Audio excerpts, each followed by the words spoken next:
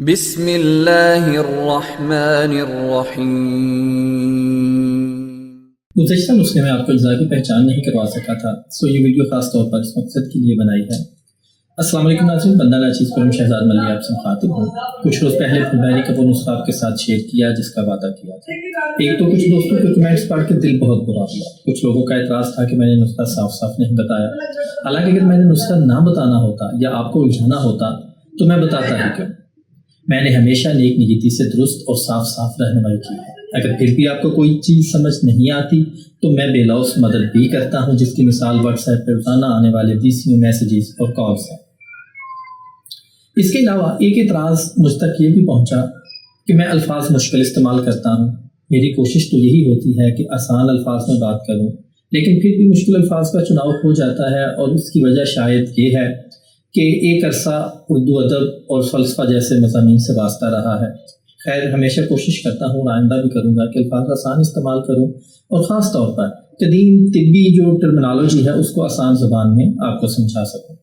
آئیے اب نسخے کے اجزاء کی پہچان کر لیں۔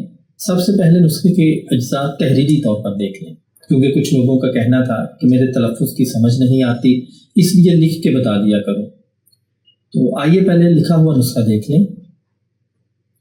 چما ہلدی 120 گرام، نمک سیاہ 3 گرام، پھٹکری سفید 3 گرام، سمل فار سفید معدنی 24 گرام، توتیا سبز 24 گرام اور نشادر ٹھیکری 24 گرام، بھیڑ کا دودھ حسب ضرورت۔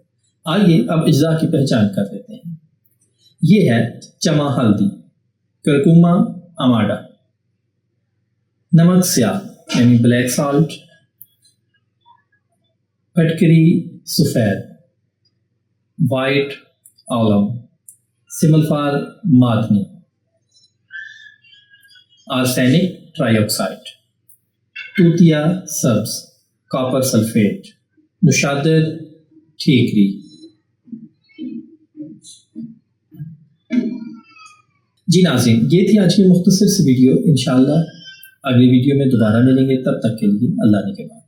وما علينا إلا البلاغ المبين۔